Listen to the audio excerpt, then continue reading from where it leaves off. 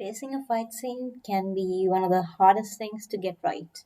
Avoiding fight scenes may not be an option depending on what you write. For example, it's near impossible for most types of fantasy, and you will tend to have fight scenes in mystery, thriller genres, maybe crime, and there are so many other genres where you can't get away without a fight scene. So, how do you write one well? So, before we get to fight scenes specifically, let's talk about pacing in general as it applies to a scene. I'm not talking about pacing the whole story, that's something else altogether.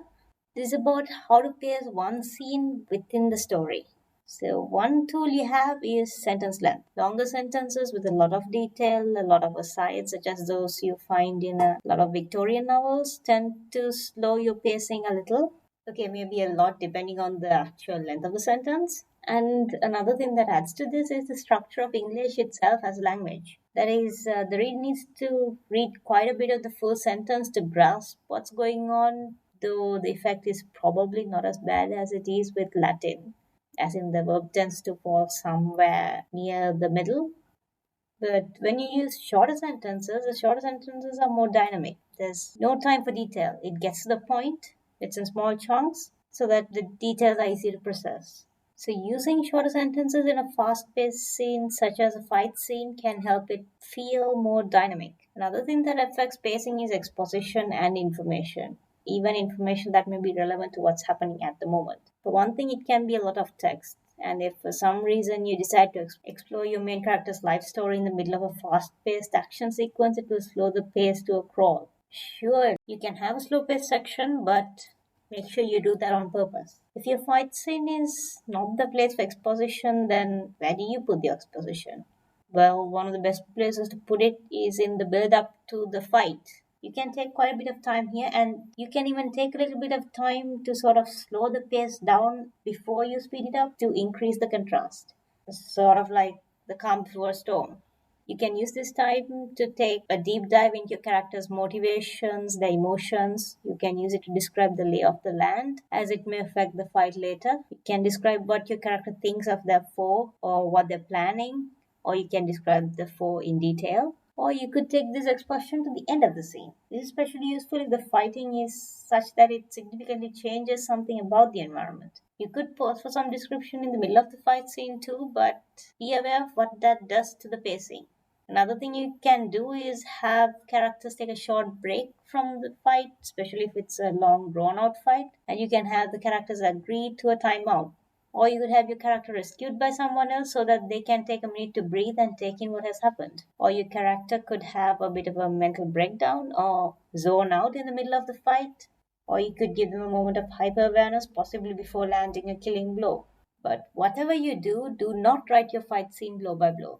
For one, that slows the pacing, especially if you're going to describe each move in detail. For another, that's boring. That would be like, say, a news article on a match. Just imagine whatever sport you're most familiar with, describing every single move that the players make during a match instead of giving you the highlights and the end result. For another, after a while, it all starts to blur together when you're going blow by blow. Every move starts to look like every other move.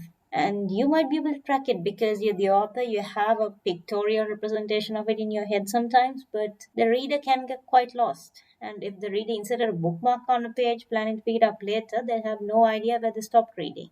I'm not saying I'm immune to planning fight scenes blow by blow in extreme detail in my head and putting it down on paper just like that. I've done that, but what I'm saying is, should be able to trim the fat when it comes to editing if you're prone to that. Instead, what you can do is describe the general flow of the fight. Basically, describe what it looks like from the outside. Describe your character's thoughts, gloss over characters attacking repeatedly without making any progress. So, good example of this that comes to mind is the fight between Robin Hood and Little John in most versions. It just says they fought for a very long time, but it doesn't go into details of each move because that would be boring. Unless you're working with some sort of visual medium that requires a realistic time scale, there is no reason to go blow by blow. So let's look at an example.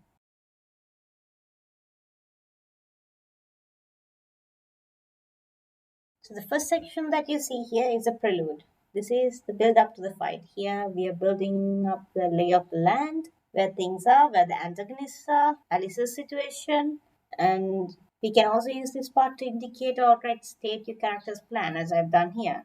So you can make this part slow and wordy and essentially take your time, sort of bring the pace to a relatively slow level so that you can amp it up later.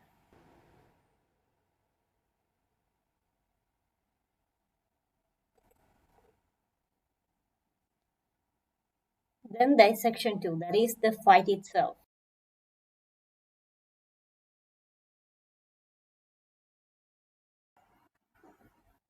The second section is the fight itself. This is a pretty short section, as you can see. That is where the action happens. Maybe you don't have to make it as short as this example, but a thing to keep in mind is that actual scuffles don't take that long. So you could reflect that in your writing. And then we have section three, the aftermath. So here you explore basically what has happened during the fight. Basically, stuff that wasn't immediately obvious. I've used it here to provide some exposition, and if this was a full story, I would have foreshadowed the tranquilizer patch earlier, probably when Alice was setting off on this mission, but in this particular case, I didn't feel the need to give away the plan in its entirety in the prelude. So you can also use this section to indicate how tired your character is, how they feel, and what has changed in the duration of the fight. That's my brief guide on writing a fight scene. There's probably a lot you can add to that, so do tell me in the comments. And this is a area of my writing that I'm very much interested in improving as well, so I'd like to talk to more people about it. So that's it for now. See you next time.